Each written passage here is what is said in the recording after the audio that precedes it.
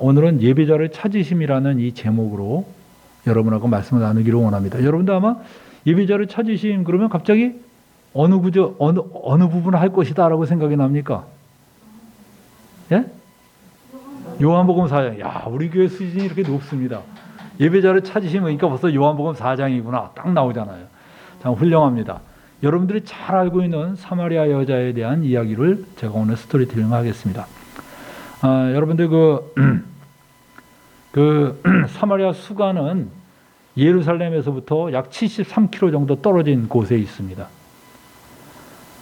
예수님께서 유대를 떠나서 갈릴리로 가려고 하셨습니다. 그래서 예루살렘에서 이렇게 출발해서 우리 한번 같이 한번 이렇게 나누면서 해보죠. 예루살렘에서 이렇게 출발해 갖고 이렇게 쭉 올라가셨어요. 쭉 올라가셨는데 원래 이 유대인들이 갈릴리로 가는 방법은 두 가지가 있습니다. 하나는 예루살렘에서 이렇게 동쪽에서 요단강을 건너서 이 동쪽 편을 이용해서 가는 방법이 있고 갈릴리로 가는 방법이 있어요. 근데 이 사마리아로 통과해서 가는 방법이 가장 빠릅니다. 근데 이 유대인들은 사마리아 사람들하고 만나기를 싫어했어요. 그래서 돌아서 주로 많이 가고 그래서 여리고로 가다가 이렇게 올라가고 그랬습니다. 근데 예수님께서는 그날은 사마리아로 이렇게 통과해서 쭉 가기 시작했습니다. 사마리아 쭉 통과해서 갔는데 이 사마리아 통과해서 지금 수가라는 정확한 성이 지금 현대에는 수가라는 성 자체가 없다 그럽니다. 없어서 우리가 그 수가가 정확히 어디냐 이 의견이 분분하고 그런데 실제로 그래서 이게 수가가 정확히 어디냐 이게 분분해요. 이 의견이 분분한데 그럼에도 불구하고 최근에 많이 그 의견이 좁혀진 게 텔발라타라는 곳이 아마 수가일 것이다. 이렇게 이야기를 합니다. 예수님이 이 수가라는 성에 요 근처라고 분명히 얘기하고 있어요. 수가라는 성에 이렇게 도착을 했습니다. 근데 거기에는 야곱이 그 아들 요셉에게 준 땅에 가깝다 그랬습니다. 야곱이 그 요셉에게 준 땅이 요셉이 어렸을 때 실종됐는데 언제 땅을 줬나 그런 생각이 들 거예요. 근데 아마 이것은 아마 여호수아에 있는 그 말씀에 여호수아가 사람들에게 이 땅을 여호수아가 요셉의 그 유해를 세겜에다 이렇게 묻었습니다. 묻으면서 요셉의 유언에 따라 묻고 그 근처를 전부 다 요셉 지파에게 줬어요. 그런 바람에 아마 그것을 의미하는 것 같아요. 그것을 의미하는 것 같습니다. 근데 그 아들 요셉에게 준 땅이 이렇게 가까웠는데 예수님께서 이 73km를 걸어서 여기까지 가셨어요.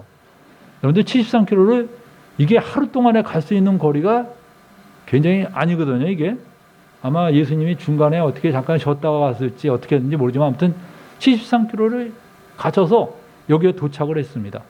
도착을 했을 때 거기에는 야곱의 우물이라는 곳이 있어요. 현대에도 이 야곱의 우물이라는 유적이 있더라고요. 야곱의 우물이라는 곳에 예수님이 피곤해서 우물 곁에 그대로 앉으셨습니다. 그때 시간이 오후 6시였습니다. 그 오후 6시, 그 때가 6시쯤 되었더라 그랬어요. 근데 그 때가 6시가 현대 시간으로 몇 시냐? 그건 조금 나중에 우리가 같이 공부를 하겠습니다. 근데 예수님이 때가 6시에 바로 거기에 도착하셔서 예수님은 행로에 굉장히 피곤하셔서 그대로 앉으셔 있는데 여기에 사마리아 여자 한 명이 물을 길러 이렇게 나왔습니다. 물을 길러 나왔는데 이게 야곱의 우물이라고 있고 지금은 이제 겉에다 막 집 뜯어놓고 이렇게 유적지로 관리를 하고 있지만 옛날에는 그냥 맨 땅에 우물 하나 있었겠죠. 근데 이 야곱의 우물이 있는데 여자가 물을 길러 왔어요. 이 야곱의 우물의 이 깊이가 상당합니다. 이 깊이가 상당하고요. 좀 크겠습니다. 그리고 근데 이 깊이가 지금 한 26m 정도 된다 그래요. 굉장히 깊죠. 26m. 거의 뭐 10여 층 되는 그 길이가 되는 깊이입니다. 근데 예수님께서 그 여자에게 이렇게 말을 거셨어요. 물을 좀 달라. 물을 좀 주십시오. 우리나라 말로 표현하면 그렇게 물을 좀 주시오. 그랬더니 여자가 깜짝 놀랐습니다. 근데 왜 예수님이 제자들 가운데 제자들은 왜 없었을까요? 거기 보니까 제자들은 먹을 것을 사러 동네에 들어갔다고 나왔어요. 먹을 것을 사러 동네에 들어갔다. 근데 예수님이 물을 좀 달라고 하시니까 생각해보세요. 그 행로를 오셨는데 목이 마르셨겠죠. 물을 좀 달라. 근데 그 물은 그냥 퍼서 들 수 있는 데가 아니에요. 깊이가 20몇 메터 하면 그걸 어떻게 물을 풉니까? 근데 이 여자가 이 예수님이 그렇게 말하자 이렇게 말했습니다. 아니, 당신은 유대인으로서 어떻게 사마리아인 여자에게 나에게 물을 달라고 합니까? 라고 말했어요. 유대인들은 사마리아 사람들하고는 상종을 안 합니다. 그런데 유대인이 사마리아 사람에게 말을 건 거예요. 굉장히 특이한 거죠. 그래서 이 여자가 그렇게 물었습니다. 그러자 예수님께서는 뭐라고 말씀하셨느냐? 네가 만일 당신이 만일 하나님의 선물과 또 당신에게 물을 좀 달라고 하는 사람이 누군지 알았더라면 오히려 그에게 물을 구하였을 것입니다. 그리고 그는 당신에게 생수를 주었을 것입니다. 라고 말해요. 이게 너무나 얼토당토한 말이죠. 그때 여자가 이렇게 말했습니다. 아니, 주님, 물기를 그릇도 없고 이 우물은 깊은데 어디서 당신이 그 생수를 얻어서 주겠습니까? 라고 말했습니다. 그리고 말하기를 우리 조상 야곱이 이 우물을 우리에게 주셨고 또 여기에서 자기와 자기 아들들과 짐승이 다 마셨는데 당신은 야곱보다 더 크신 분입니까? 라고 말했어요. 그러자 예수님은 이렇게 말씀하셨습니다. 이 물을 마시는 자마다 다시 목마를 얻으라. 여러분들 지금 오늘날에도 이 우물에서 기른 물이 이렇게 깨끗해요. 깨끗한 물입니다. 이 물을 마시는 자마다 다시 목마르겠지만 내가 주는 물을 마시는 자는 영원히 목마르지 않을 것입니다. 내가 주는 물은 그 속에서 영생하도록 솟아나는 샘물이 될 것입니다. 이렇게 말했어요. 그러니까 여자가 말하기를 주님, 그런 물이 있다면 나에게 주셔서 내가 목마르지도 않고 또 여기 물길로 오지도 않게 해주세요. 라고 말했습니다. 그러자 예수님은 이렇게 말했어요. 그렇다면 당신 남편을 불러오시오. 그러니까 이 여자가 말했어요. 나는 남편이 없습니다. 그러니까 예수님이 말했습니다. 당신 말씀이 옳습니다. 당신 참 옳은 말을 했습니다. 당신은 원래 남편이 5이 있었지만 지금 있는 남자는 당신 남편이 아닙니다. 여자는 아주 너무 깜짝 놀랐습니다. 정말 이 생소한 유대인 남자가 이렇게 자기의 모든 것을 말하고 있는 것에 대해서 충격받았어요. 그래서 여자가 즉시 말합니다. 선지자시군요. 그러면서 말하기를 자기가 그 선지자시군요 라고 말하면서 오늘은 내가 객관적으로 말해야 되니 자꾸 해석이 들어가는데 여러분들 선지자시군요 라고 말하면서 이렇게 말합니다. 내가 보니 선지자신데 우리가 올 때 우리 조상들은 이 산에서 예배하였는데 당신들의 말은 예배할 곳이 예루살렘에 있다고 합니다. 여러분들 사마리아에 가면 실제로 산이 2개가 이렇게 딱 있어요. 이쪽에 왼쪽에 있는 산이 그리심 산입니다.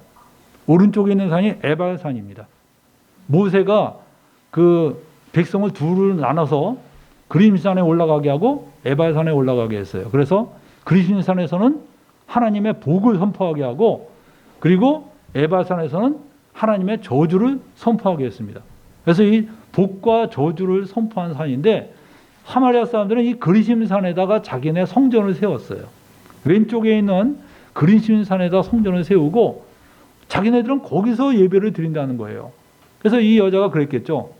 우리는 저 산에서 예배를 드리는데 당신들은 예배할 곳은 예루살렘에 있다고 합니다.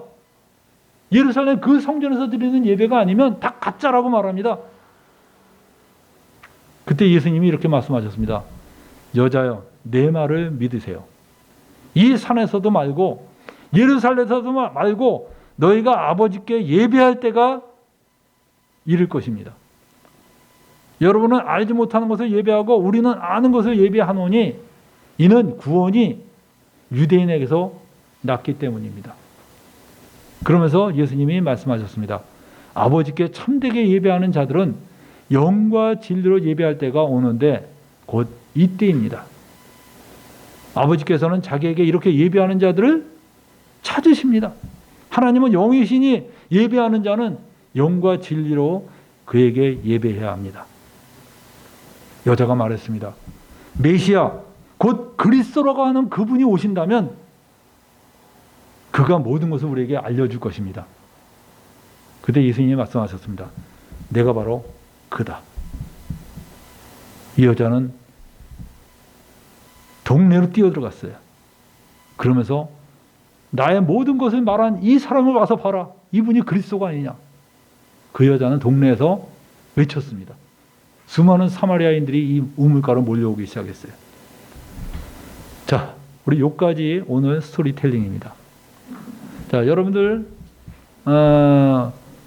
좀 긴 이야기인데 오늘 뭐 리텔링을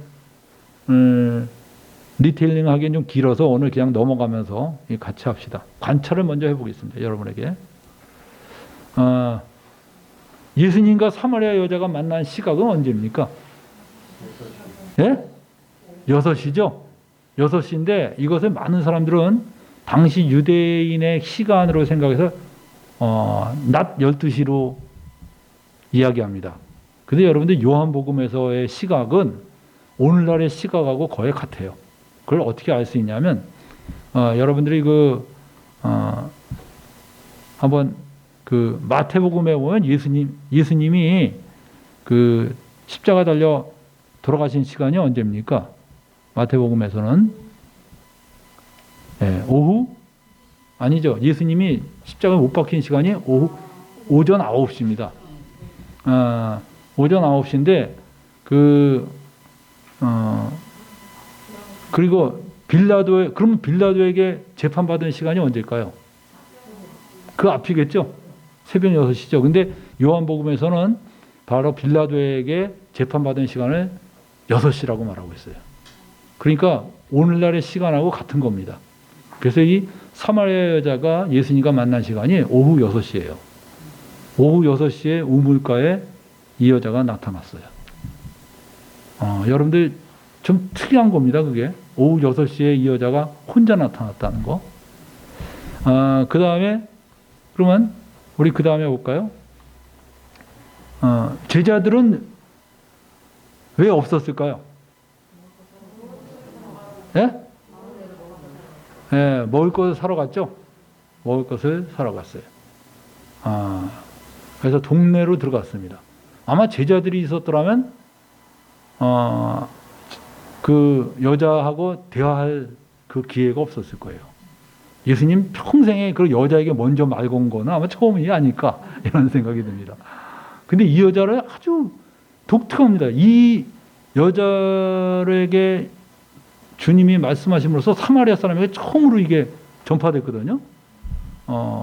후에 아마 사마리아에 빌립이 갔을 때 아마 이런 사람들이 전부 중심이 돼갖고 예수님을 굉장히 뜨겁게 믿었을 거라고 생각합니다. 제자들은 왜 없었을까? 같죠? 그 다음에 또 볼까요? 사마리아 여자는 예수님께서 물을 달라는 것에 왜 놀랬을까요? 예? 예. 유대인이 사마리아인에게 말 걸었다는 게 너무나 특이한 겁니다. 그만큼 유대인하고 사마리아인은 서로 적대 관계였어요. 사마리아 사람들은 야곱을 누구로 인식하고 있어요? 야곱. 일본 사람들은 그 당구는 누구로 인식할까요? 뭐 한국인의 조상으로 인식하겠죠. 일본 사람들의 당군은 우리 조상이라고 그러면 어떨까요? 우리 깜짝 놀라겠죠? 근데 이 사마리아 사람들은 야곱을 뭐라 그랬죠? 예? 우리 조상 야곱이 정말 그 이 유물을 우리에게 줬다라고 얘기하고 있거든요. 우리 조상 야곱. 그들은 야곱을 자기 조상이라고 말하고 있어요. 근데 유대인들은 예? 사마리아 사람들은 야곱의 자손으로 인정하지 않아요. 그러니까 이게 참 괴로운 겁니다. 정말 자기는 막 야곱의 자손이라고 그러는데 너희는 아니야. 그래서 이렇게 제끼는 거예요. 사마리아 사람들의 깊은 민족적 열등감입니다. 그건 여러분들 참 우리가 상상하기 어려운 거예요. 그게 서자로서의 대접받는 거였죠. 서자. 너는 정말 본 자손이 아니고 서자다라고 대접받는 것과 같은 것이 사마리아 사람입니다. 그 다음에 여러분들 또 볼까요?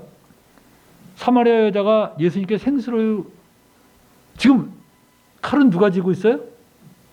물 깃는 두레박은 누가 갖고 있어요? 사마리아 여자가 갖고 있어요. 그런데 예수님이 오히려 네가 나한테 생수를 구할 것이다. 어떻게 하면?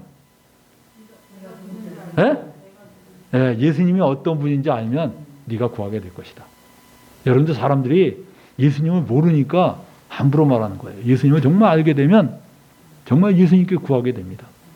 정말 그 예수님을 모르니까 예배도 맹수맹수한 거야. 예수님을 진짜 알면 그 예수님에 대한 감격과 감사가 있어요. 그 다음에 예배는 어디에서 드려야 합니까? 1번 예루살렘, 2번 그리심산, 3번 예배당, 4번 가정. 어디에서 드려야 될까요? 이곳에서도 말고 저곳에도 말라. 그리고 영과 진리로 예배할 때가 오나니 곧 이때라 그랬어요. 새로운 시대가 열린 겁니다. 구약에서는요, 산당이나 이런 데서 제사 드리는 걸 하나님이 굉장히 싫어하셨어요. 그래서 그 산당을 없앤 사람이 히스기야인데, 히스기야가 산당을 없앤 것을 하나님이 굉장히 아주 기특하게 여겼어요. 그래서 이스라엘 사람들은 철저하게 예루살렘 성전이 아닌 다른 데서 드리는 것은 아주 굉장히 악한 것으로 규제했어요. 근데 예수님이 말씀하십니다. 여기도 아니고 저기도 아니고 아버지께 영과 진리로 예배할 때가 온다 그랬습니다. 하나님은 누구를 찾으신다 그랬죠? 예배하는 자들을 찾으십니다. 예배하는 자. 많은 사람들이 헌금하는 자를 찾으신다고 생각하는데 아닙니다. 예배하는 자를 하나님이 찾으십니다. 예배하는 자를 찾으세요. 그럼 우리 여기서 새롭게 여러분이 얻은 관찰을 한번 더 얘기해 보세요. 더 추가로 관찰하는 게 있어요? 더 추가로 관찰한 거.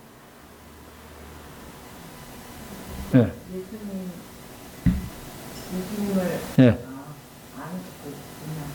물을 달라고 했을 때 예수님이 내가 누군지 알면 하라고 하기 그 전에 선물을 있어요. 하나님.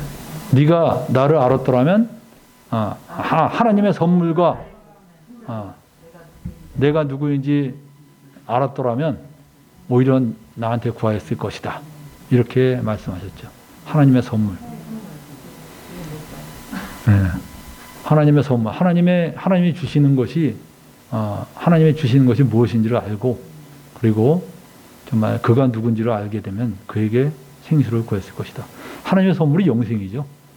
하나님이 영생을 주시는 거예요. 여러분들이 영생을 얻는다는 거 대단한 겁니다. 여러분들이 1조 원을 받겠어요? 영생을 받겠어요? 많은 사람들이 차라리 1조 원 이렇게 생각하는데 진짜 여러분들 영생은 엄청난 거예요. 근데 우리가 그걸 받았어요. 여러분들 이것만 생각해도 정말 감사한 거죠. 부자들 굉장히 막 큰 소리 치지만 아무것도 없잖아. 죽을 때 보면. 그 대단한 부자도 70도 못 넘겨서 죽는 거 보니까 어떻게 생각하세요? 여러분들 돈 많아도요, 누릴 수 있는 거 한계가 있습니다. 일조 되면 여러분들 막 5끼씩 먹고 살 것 같아요? 그리고 뭐 1조가 되면 막 눕는 침대가 아주 막 대단할 것 같아요? 여러분들 제가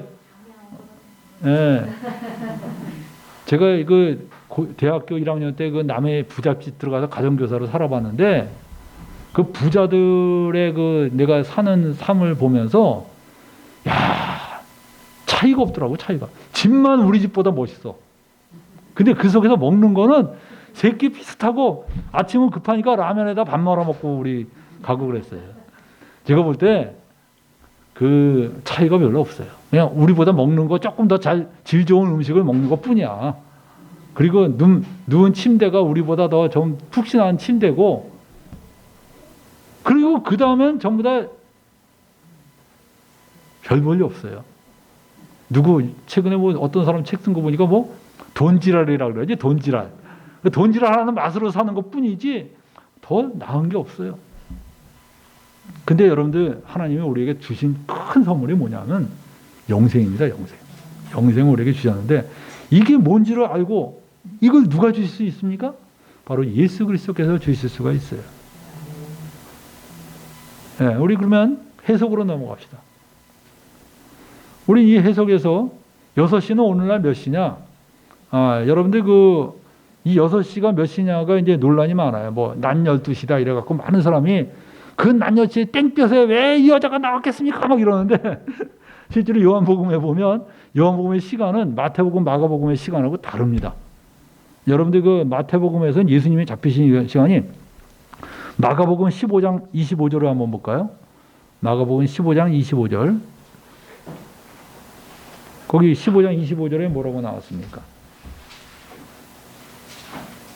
한번 누가 좀 읽어주세요.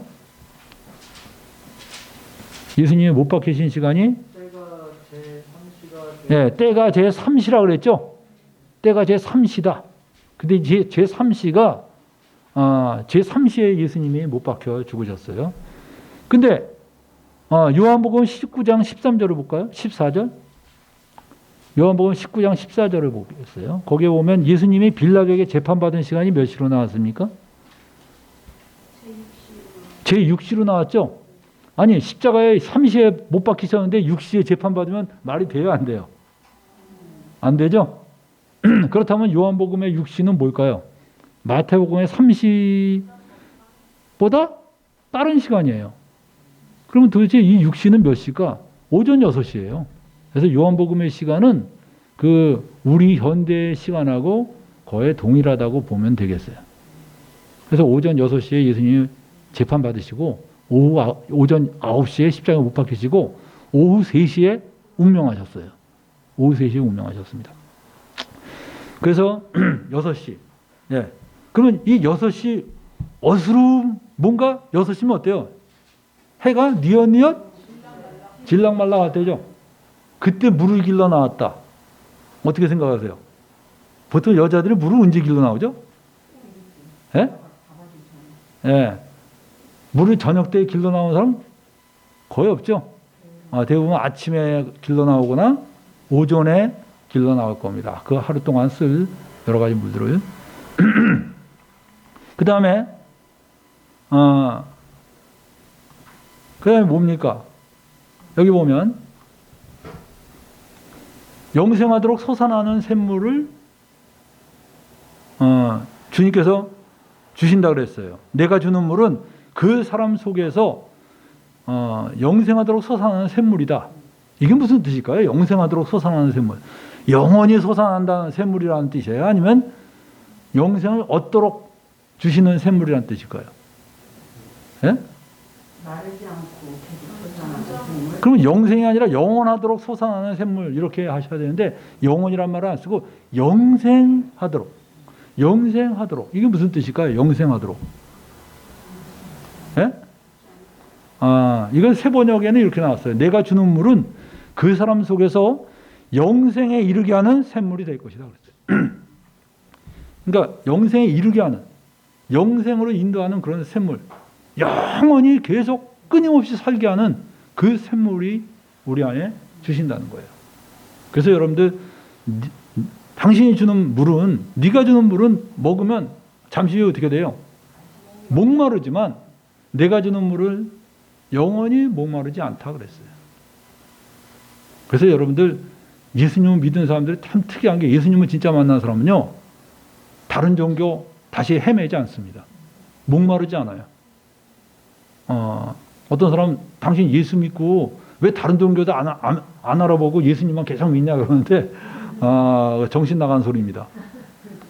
여러분들, 내가 그래서 그런 사람한테 그래요. 야, 내가 안경이 없어서 안경을 막 찾는데 첫 번째 사람 딱 열었는데 거기 내 안경이 있더라. 그럼 두 번째 사람 열어봐야 안 열어봐요? 근데도 그거 찾고서 끼고서 계속 두 번째, 세 번째 열어본 사람은 정신 나간 사람이죠. 어차피 여러분들 진리라는 것은, 이게 진리면요, 이 수학적으로도 그래요. 어떤 게 진리면 그 진리를 근거로 해서 딴 걸 판단하지, 어떤 거 진리고 이것도 진리고 이거 수많은 진리 가운데서 이렇게 막 내가 어떤 걸 고르냐, 이 차원이 아닙니다. 여러분들, 우리는 예수님을 만나면서 진리를 만났어요.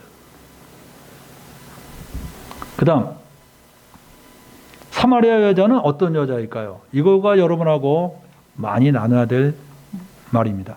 사마리아 여자는 어떤 여자일까요? 여기서 우리 사마리아 여자 알아내기가 참 쉽지는 않지만 여러분이 한번 면밀하게 한번 얘기해 봅시다. 사마리아 여자는 어떤 여자일까요? 예? 기구한 여자다. 그 나중에 본 거고 그냥 관찰로 봤을 때 사마리아 여자가 우물에 혼자 나왔어요. 여러분들, 여자들이 우물에 혼자 나온다는 게 뭘 뜻하는지 아세요? 여러분들, 아프리카에서 이런 일이 있었습니다. 실화입니다.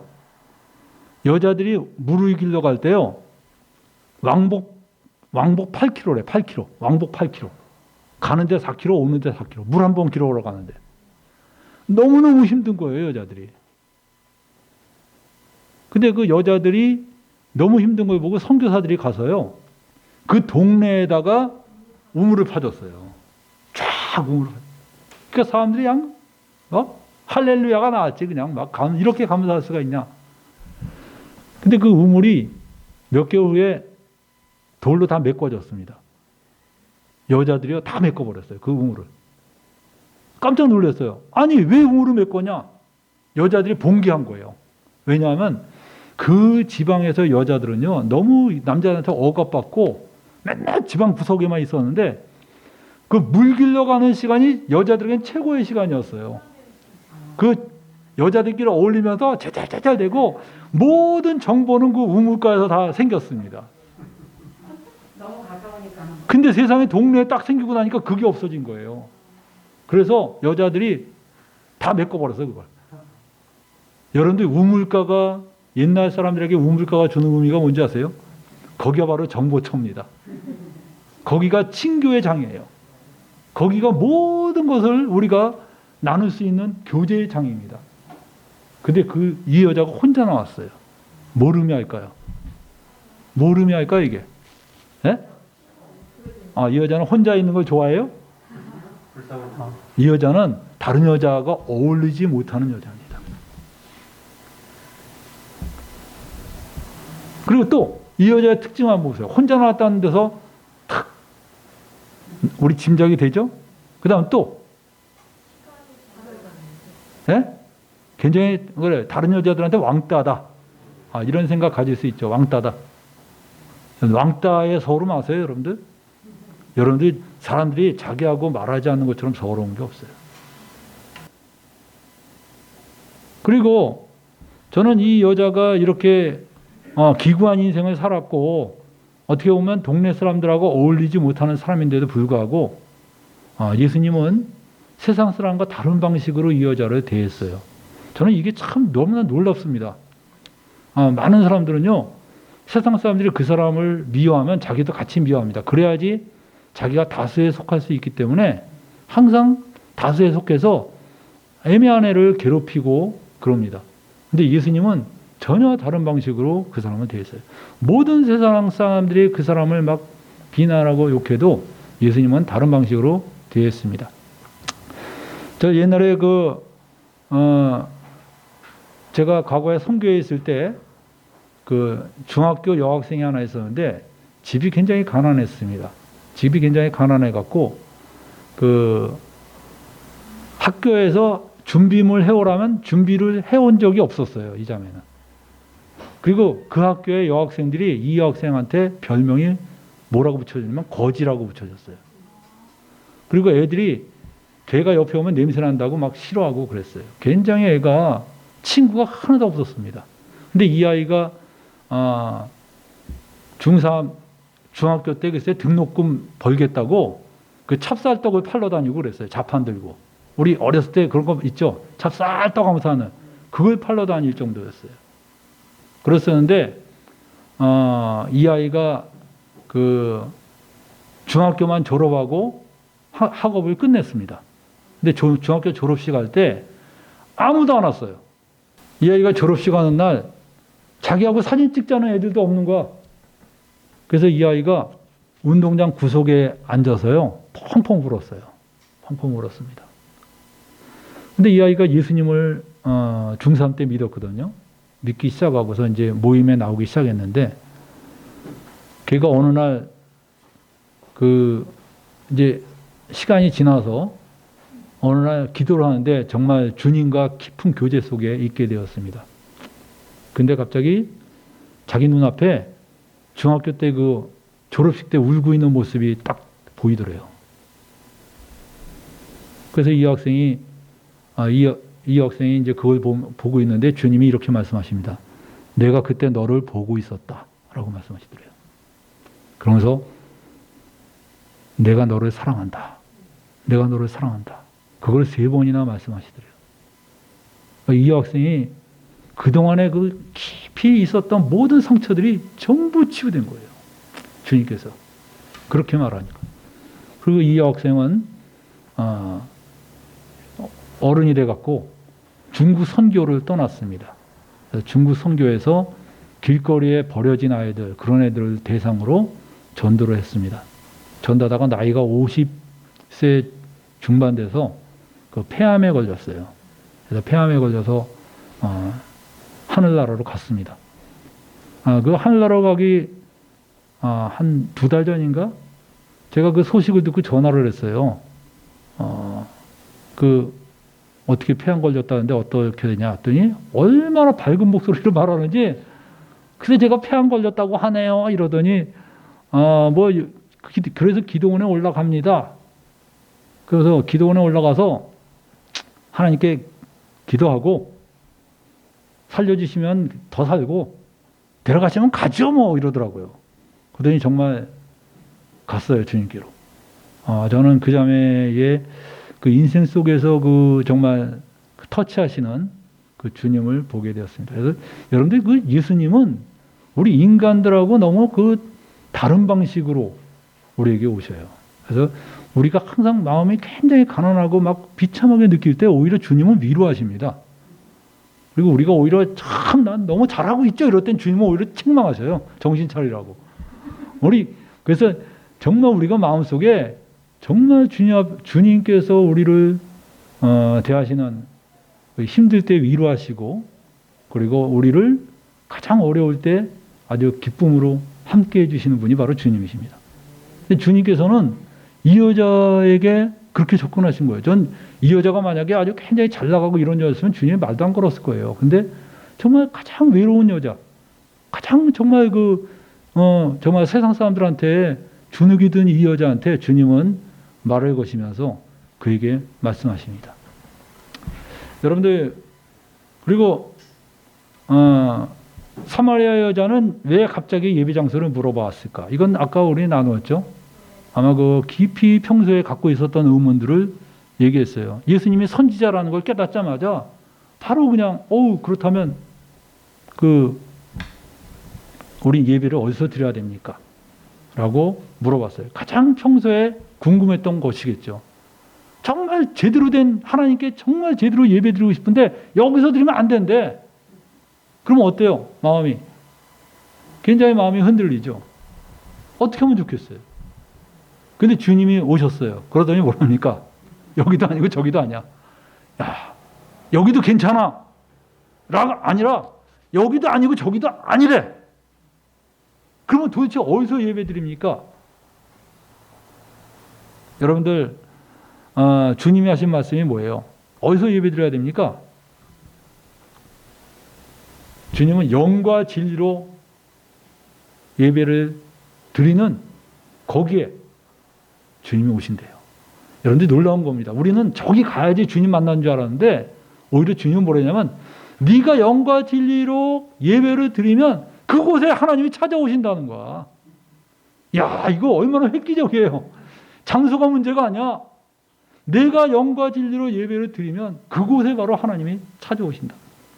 여러분들 하나님은 이런 자를 찾으시느니라 할 때 하나님은 영과 진리로 예배 드리는 자를 찾으신다 그랬는데 여러분들 찾는다는 말이 헬라어로 제테오라고 말하는데 그 제테오가 구하다, 찾다 이런 의미인데 뭐냐 하면 99마리 양을 놔두고 한 마리 양을 찾으러 다니는 거 있죠?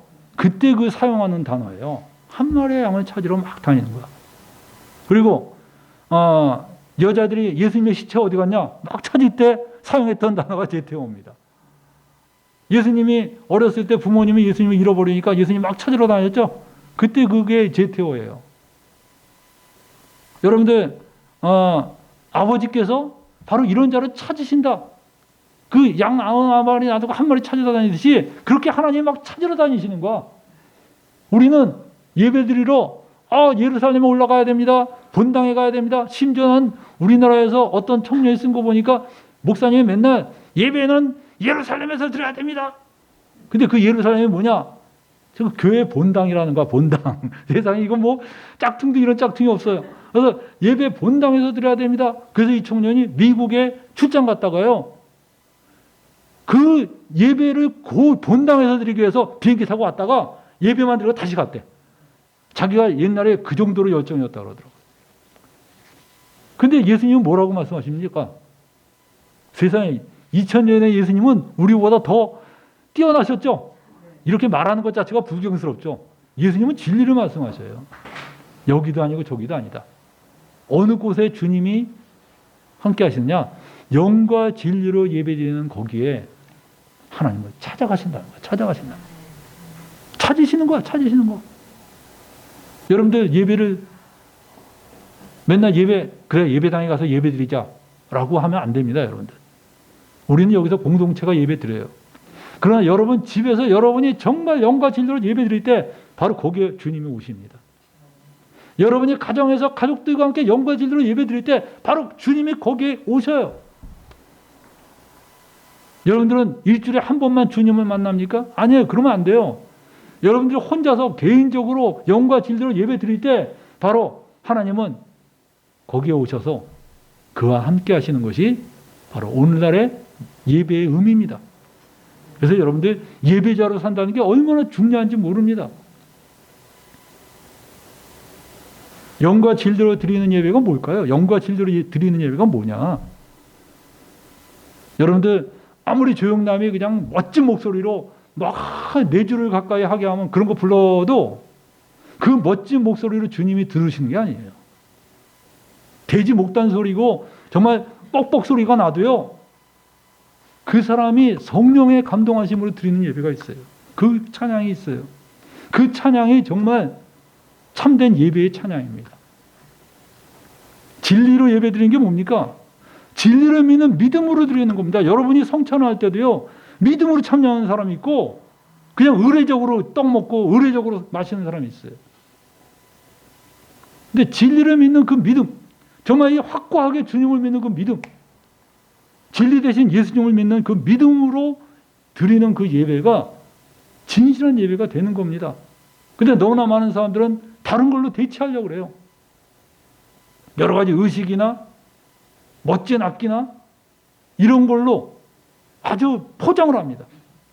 근데 주님은 그 예배에 임하시는 게 아니라 영과 진리로 드리는 그 예배에 임하셔요. 그래서 여러분이 집에서 정말 이런 예배를 드리려는 이런 영과 진리로 예배 드리는 그 예배자가 되려는 그런 자세를 가질 필요가 있어요. 그래서 여러분들 마태복음 18장 20절에 이런 말 있죠. 두세 사람이 내 이름으로 모인 곳에는 나도 그들 중에 있느니라. 바로 예수님이 바로 그들 중에 계시는 거예요. 내 이름으로 모인 곳에 그들 중에 있다. 그 말은 다시 말하면 우리가 예수 그리스도의 이름으로 경배하고 예배드리는 거기에 바로 주님이 계시는 거예요.